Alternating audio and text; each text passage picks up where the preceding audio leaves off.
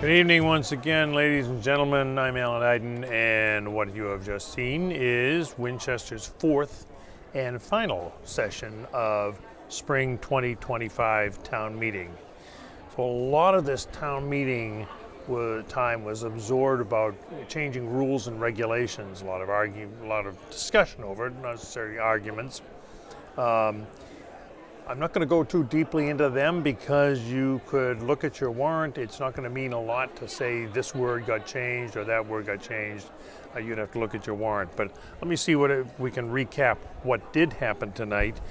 We started out with Article 33 from the report from the Personnel Board, which is normally one of the final reports of town meeting. It was pulled ahead. Essentially, they were looking for $236,000 to fund raises that they have recommended for funding for union contracts that are not settled but would have to be paid retroactively. And we heard that most non-union personnel would get a 2.5% raise. That was passed. A housekeeping Article 36, to transfer $1.6 million to reduce the tax levy, was passed. Then we went on to these government regulations, and what we heard from the Committee on Government Regulations that had proposed these many articles was they were essentially updating the town's bylaws to conform to current practices that were already being done. One of them is that they want the town meeting warrant and motion book to be on the town's website 13 days before town meeting. Again, giving the residents and the town meeting members adequate time to study them. A lot of the discussion tonight was something called town meeting time. Town meeting time is a set of rules and regulations about how town meetings are to be conducted. We don't currently do that. We conduct our town meetings under what they call Robert's Rules. We heard that the difference between them is about 5%. Many towns have already gone to town meeting time. But we heard comments that it was difficult to find printed copies of it and that town meeting members had not had a chance to study them. A town meeting member said it was very confusing. A town council said as a moderator himself, said most town meeting members would not notice the difference after a few meetings. But there was a suggestion that every town meeting member should get a copy. Our former town meeting moderator, was opposed to the change, as she posted in an email and I believe on some social media. So this is referred back to the Committee on Government Regulations for presentation to the fall town meeting. In other words, town meeting time was not adopted. There was some discussion of footnotes, and there was some problems with footnotes in being referred to in wrong sections. Our town clerk said those would be corrected in the final version. That failed because of those confusions over footnotes. There were some additional rules on town meetings that also failed. A rule of limiting speakers on town meeting from 5 minutes to 3 minutes apparently followed town meeting time, but since we aren't following that motion was stricken from the record.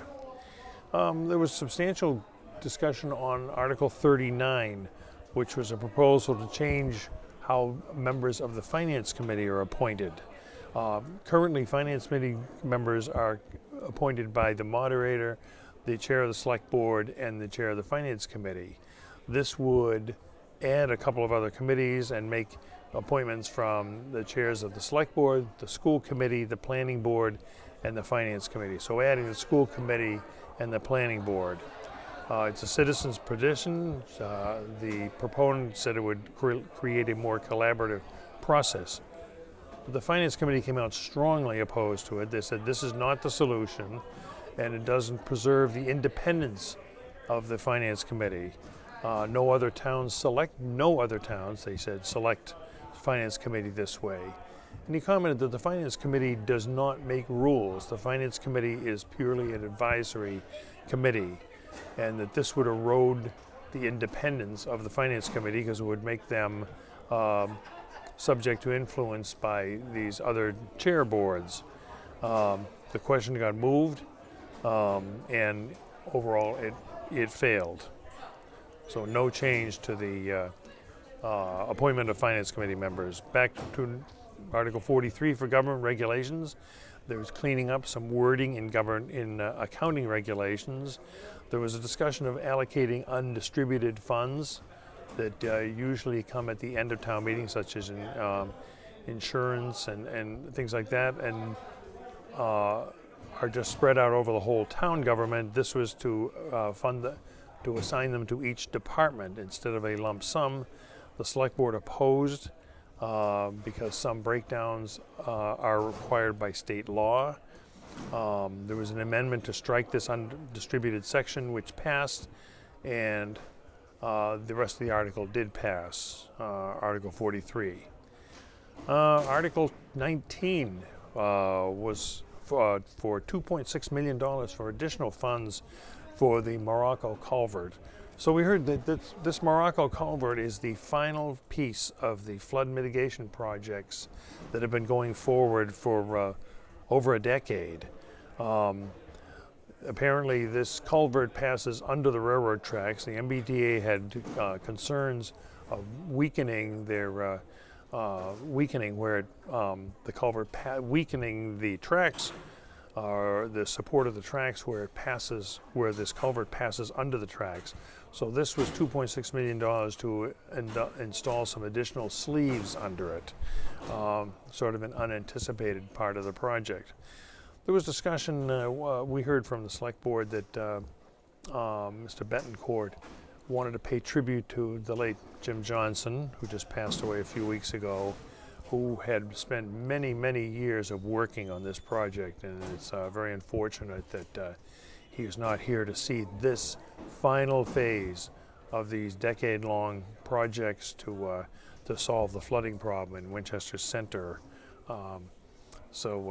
Tribute to Mr. Johnson. And he said that this will remove many residents from the 100-year floodplain and save them a lot of money in insurance costs. It was passed unanimously. That $2.6 million was going to be borrowed. 31 was to allow the select board to convey certain easements around the mill pond for wetland remediation of a potential project at Converse Place. The project that was proposed a couple of years ago has been withdrawn. The proponent apparently had financial issues, so there's new projects that are being proposed.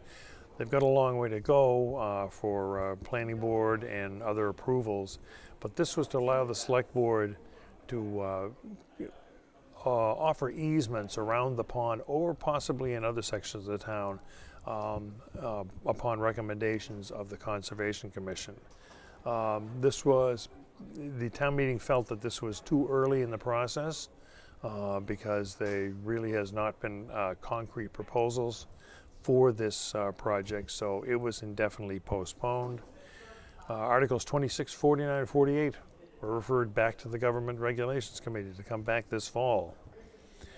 And in an unusual move, usually Article 56, the last article, which is to dissolve committees or form committees, usually just gets passed as is.